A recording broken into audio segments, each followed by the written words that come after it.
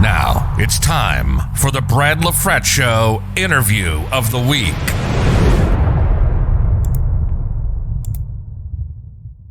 Another installment of the Brad LaFrette Show. I'm your host, Brad LaFrette.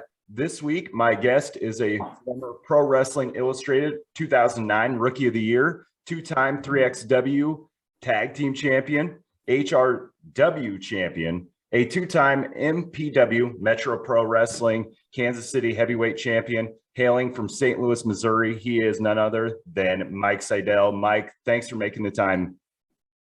Hey, man. Thank you for having me on. Hey, apologies if I'm a little more nasal than usual today. It is allergy season. It hit me hard. It's allergy season in our house, and we have a new development by our house going down, and they're burning a lot of logs and stuff. So That's fun. Yeah, allergens aren't much fun. I just go down there and set the whole thing on fire. That'll teach them. Exactly. I'm a fanboy. I'm marking out right now. I'm extremely excited. I'm a big fan of yours and your brother's. Thanks. But I have to get into, you have a background in gymnastics and yoga. They call you the yoga master. Can you talk about how both yoga and gymnastics have benefited your career in the ring? Yeah, man. Well, they usually call me the yoga monster, but some people goof it up and call me the yoga master. Like myself. But either one is good. I appreciate they're both compliments. I'll appreciate either one. What is that? I'll take it as a compliment, regardless what it meant. Nick Hexum, 311. So yeah, gymnastics and yoga definitely big part of my abilities in the ring. So before I even got formally trained as a pro wrestler, I was taking gymnastics, and I was just showing up to shows and like helping set up the ring. And then I'd get in the ring and do flips. And sometimes promoters would give me a spot on their shows. And that's how I got into 3X wrestling, actually, in Des Moines. And then eventually got formally trained. But that gymnastics background was critical for me, like proprioception, air awareness really helps with that.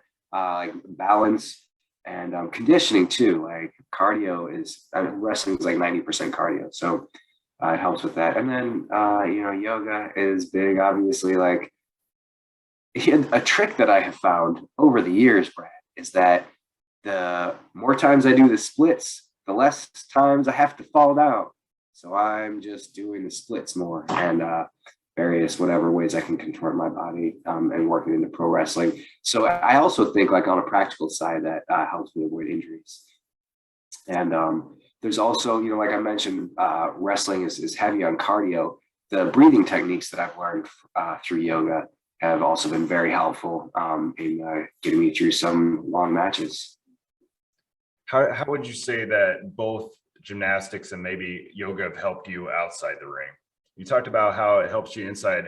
What are some of the things that you've noticed that it's helped you maybe in your well, sure, yeah. I mean, just like in general, yoga is awesome for life in general. Yoga means unity. That's if you literally translate it, it means unity. So it's the unity of the mind and breath and body and mind. And so when you are, it helps me stay in touch with my body. And also helps me stay in touch with my conditioning.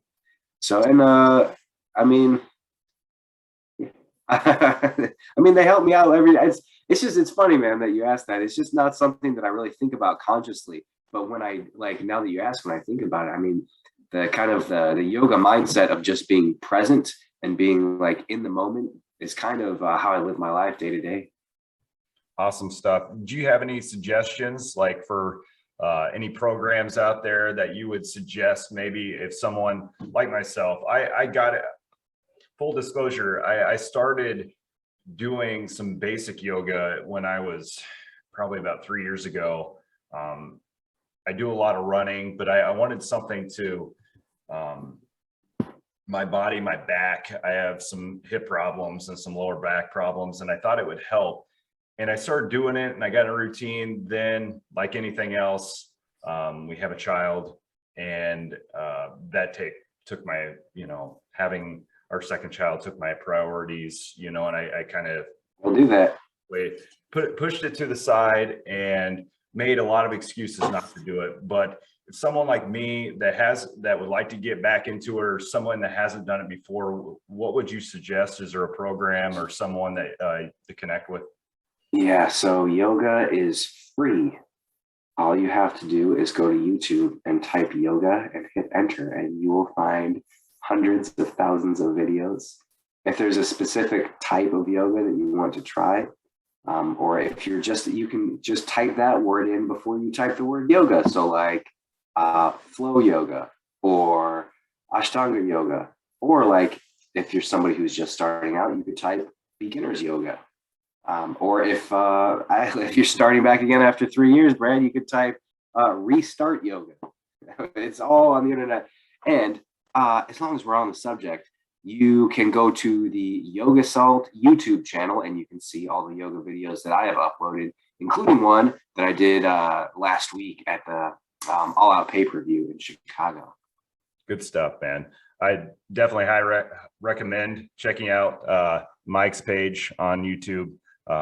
Definitely, I need to do a deep dive. So I look forward to it.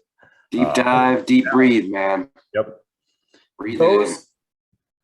Kind of moving forward, those that grew up in the business, especially during the territory days, said, I've heard a lot of those wrestlers during the 70s, 80s, and maybe further back talk about how having many different experiences going from territory to territory really greatly benefited their career, and not only the ring work, but maybe outside, just having those travels and being able to communicate and build bonds with others that they're in the ring with, and just build a lot of experience. You've worked in over 20 different independent promotions, as well as working for Ring of Honor, Impact Wrestling, WWE, and going overseas, and now in AEW. How has working in as many different promotions that you've had maybe benefited your career, maybe similar to those that grew up during in the business during the territory days? Yeah, so definitely having diverse influences has helped me quite a bit. I just excuse me, it's allergy season, man. It's spanking season, and I've got a hankering for some spankering. So anyway, like I spent, like you mentioned, I spent a long time at the Ring of Honor school. I trained at the Harley Race School in Missouri, and I spent a long time training at the Dragon Gate Dojo in Japan. And I also more recently spent time training at the Sai Dojo, my brother's school in Clearwater, Florida. So what I'm doing is, I just try to get diverse influences. So because I don't want to just kind of be more three-dimensional and more well-rounded. And then what I can do also is like go to those places. So, like you mentioned about the territories, what Vince McMahon did is he went to the territories and he picked out the best workers from each territory, right? So what I'm doing when I'm going to these different schools is I'm taking the best pieces of these schools that work the best for me personally, and then I incorporate that into my wrestling. You talked about, that's a great segue. You talked about training and also working in Japan for companies like Dragon Gate. Can you talk about maybe some of the similarities and maybe some of the differences in style compared to maybe the United States and other parts of the world? Oh, sure. So, man, who was I talking? I was talking to Dallas Cade about this the other day. So he's a up and comer here in the Kansas City area, and yeah. So if you kind of trace it back to, you do a little bit of history work. If we trace back the roots of American pro wrestling, it kind of comes from traditional wrestling, right? Like what you would call catch wrestling or amateur wrestling. And then eventually they figured out that they could make more money by rigging the matches, and they started doing that at carnivals, and then it branched out from the carnival and expanded from there. So American wrestling, for lack of a better word, American wrestling is like a satire of shoot wrestling, right? But the Japanese wrestling didn't come from amateur wrestling. It came from American pro wrestling. They saw American pro wrestling and they said, we can do this better. We can make more money off this. And so while American pro wrestling is a satire of shoot wrestling, Japanese pro wrestling is a satire of American pro wrestling. So it's a satire of a satire, meaning that's why, like, you see some things in Japan that you're like, that doesn't even look real, like, because they don't care. Like, they don't care. They're not trying to fool anybody. They just want you to enjoy the athleticism and keep a light heart and enjoy the show. And that works for them, and what we do in the U.S. works for us. You know, what is your experience? I've heard many things about just their fan base being as respectful. They're involved, but they're very respectful fans. Maybe not so many "you effed up" chants as there are in the United States that we hear. Kind of talk to their fan base and how great their fans are overseas. well, first of all, I wouldn't know about that because I've never effed up, bro. So you're talking to the wrong guy. But I will say I actually find fans in both countries to be respectful. It's just kind of they're different cultures. Okay. Like, I don't think, like, people, whatever, people go to the wrestling show here and they eat a bunch of whatever, they eat a bunch of popcorn and soda and beer, whatever, and then they leave in front of their chair when they leave, right? It's considered polite here to not huck it into the ring at the wrestlers. So they've done the polite thing. In Japan, everybody throws their trash neatly into the trash can. And then some of them, like on the Dragon Gate shows, the fans would stay and ask for permission to help clean up. And then if there's any like streamers left over, any detritus debris, they would help pick that up too. So, I mean, I think both fans are respectful. We just have different cultures, so respect is just seen a little bit differently. Very fair. I'll tell you that, man. I'll tell you, a lot more likely to be wearing masks over there in Japan these days.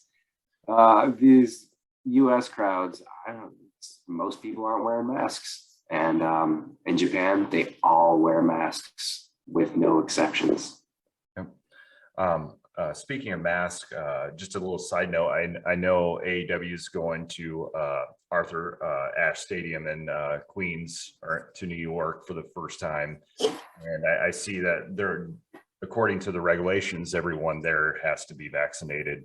So I guess that's not true. You can be vaccinated, or if you're not vaccinated, you can get a negative COVID test within 72 hours of the showtime. So they're not mandating vaccines. You can get in with either one of those, proof of either one of those. Hopefully, I as someone that has a wife that works in the medical field, someone's vaccinated, someone that wears a mask to work, and I definitely appreciate what AEW has done, and pro wrestling, and for the most part has done a really good job of trying to keep people safe and taking the necessary precautions, not only to keep their staff and the roster safe, but the fans as well. So props to, like I said, most companies in AEW for trying to take the necessary measures to keep everybody safe. That's all we can. So that venue down in Jacksonville was such a blessing because it was an outdoor venue, so we could have a wrestling show there during a pandemic and feel safe about it.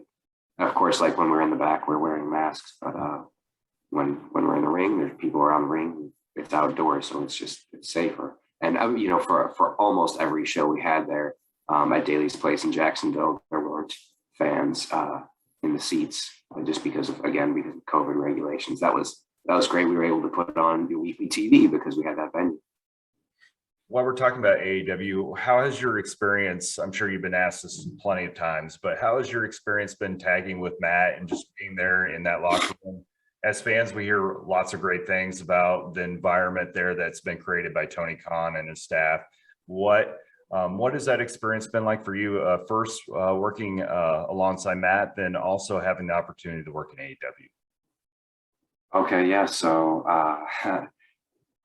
wrestling with Matt is awesome, and it was definitely a goal of mine. So I'm glad I've been able to do that on a worldwide stage. It's really, really cool for me. And the awesome thing is, like, every time we wrestle, I get great feedback for him and great tips on how to improve.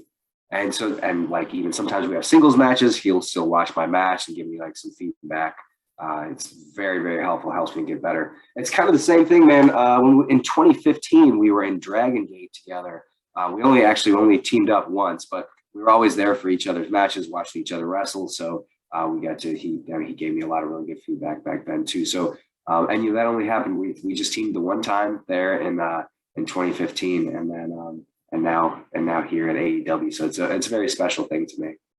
And working for AEW has been pretty awesome, and they've treated me very well. They welcomed me in, and I would like to think that I've lived up to my end of the bargain by delivering on the in-ring side. I know the wife and I, my wife on a better scale than, this is our first time. Yeah, I know your wife better than you. Yeah. Yep. But I remember the first time, every time we see your graphic, we watch Elevation every week. We watch Dark, we watch Dynamite, and now Rampage. Never missed a pay-per-view. It's brought our love for pro wrestling kind of back in our household. We met at a 3X wrestling show in Des Moines, and we have a strong passion for the business, and we love that pro wrestling is back. And we not that it never left, but it left our household. But like they say, if you love something, let it go, and it comes back. It's truly meant to be. And AEW in May of 2019 brought our passion back in our household. And every time we see your graphic up there, whether it's you in a singles match or you and your brother, there's something about pro wrestling that resonates with you guys and just how hard you work. And we definitely we have some mark out moments when we see your graphic up on this. Thanks, man. Yeah, AEW brought the love back for me too. I just hardly ever watched wrestling. I watched 205 live every week, and that was it. That was just kind of my thing. But once I started watching AEW, I was hooked, and it's on in my house every week too. I think it is also creating a huge shift in the business side of pro wrestling, and then also the in-ring side, the sports side. So I think we're on the very cusp of a huge tidal wave shift in pro wrestling. Pretty cool. You talked about goals, and one of them being, to continue to have an opportunity to tag with Matt. What are your goals? I know, is it to, we all see that, you don't have to indulge, but, I've read there's tiers of contracts with AEW. Is that goal to have that graphic, that all elite graphic that we see, that everybody that gets the, I guess, quote unquote, full contract or whatever it is that one of your goals, or is there something else? What are your goals in the business? So my goal from day one has not changed, and that is to be the best wrestler that I can be today. So I pursue that goal every day to the best of my ability. And from there, it's like riding a wave, and the wave just takes me to different places. At some point it'll crash, and I'll say it was a great ride. You know what I mean?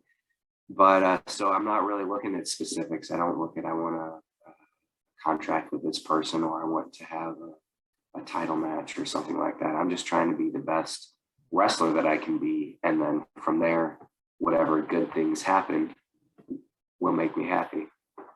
That seems like some really great advice. And as a fan, I appreciate that, because when we're watching a product, we have this expectation, maybe not expectation, maybe that's not the right word, but I'm really into work rate, and I love all the promo work and all that stuff, but I truly enjoy the athleticism of two guys that give it their all, or two women, females in the ring that give it their all. So I definitely, that's some great advice. Have you gotten any, is there a piece of advice that you've received maybe from someone in your career that you it still pertains to you today and you use it in your personal life outside the squared circle?